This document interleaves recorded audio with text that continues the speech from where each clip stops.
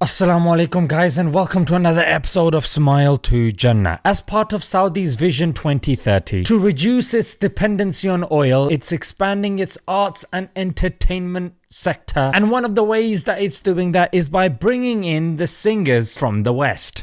Wow. Now, one of the things that they may or may not know is that the music industry here is unapologetically shameless and satanic, not to mention godless. So when you're inviting them, you're inviting the whole package, as we will see with this individual. And she goes by the name of Iggy Azalea, and she is well known for selling her naked pictures online for money, because of which she is making millions. It's not halal, fam. Not to mention that she is a mother. She has a child called Onyx. No, not the Pokemon. And bearing this in mind, you'd probably think that, you know what, she just gets on with her thing. She doesn't want to attract too much attention. But nay! When she was in this concert in Saudi, she began talking about women's empowerment. She probably felt that she could because she's in Saudi, and Saudi has a certain reputation with Westerners, not realizing that these are the very people that are bringing you in, paying you handsomely so you can make their country look good. But then she turned around and bit them in their backside, mate.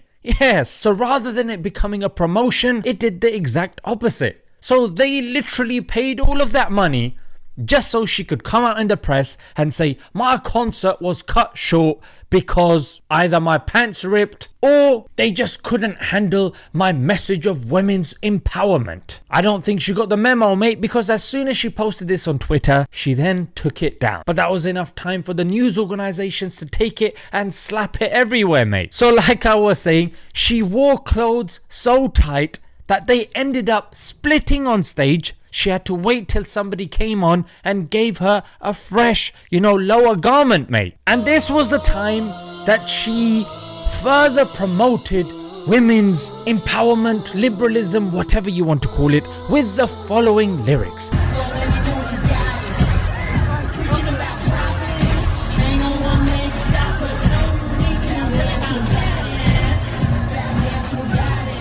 How embarrassing! Ugh. Made me sick. She goes, Lord, let me know if you got this. Preaching about prophets. Bearing in mind she's in Saudi, mate, yeah? We've got the Prophet, peace be upon him, buried there. We've got the companions buried there. And she knows this. She knows Saudi is a conservative, orthodox, Muslim majority nation. And she goes on to say, it ain't no one man can stop us. Oh, okay.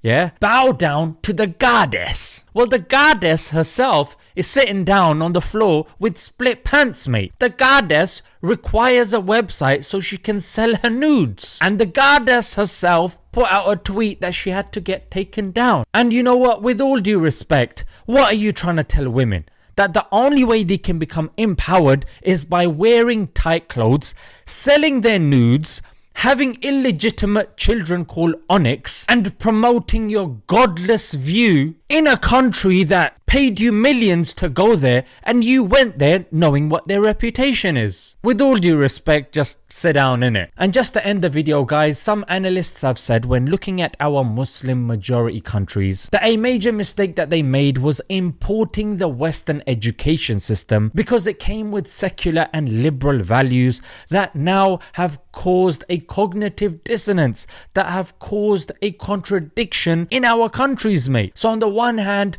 education, liberal, secular values. On the other hand, you have Islam. But you can't compare it with other, say, Christian countries, because Islam is completely different in its preservation, in its authenticity, in its applicability, frankly. So this alone has messed up our countries.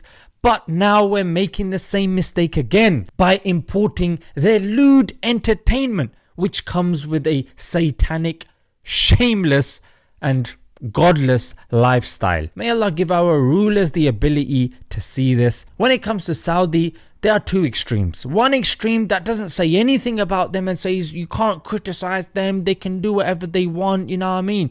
On the other hand, you've got people saying, you know what, you can't even pray behind them. If they're doing Eid on one day, you have to do it on the other day, mate. These are the two extremes. You can meet in the middle when they're doing something right MashaAllah, fantastic. They are the ones that have been given the 2 haramains, MashaAllah. But on the other hand, when they do something wrong, that's wrong. That's damaging to the ummah that looks towards that nation because of the significance that it has when it comes to Islam. I'm not saying that we judge Islam by the individuals, because of course individuals can change. Islam does not, in its fundamental beliefs and historicity. Let's leave it there, guys. Until next time, Assalamu alaikum.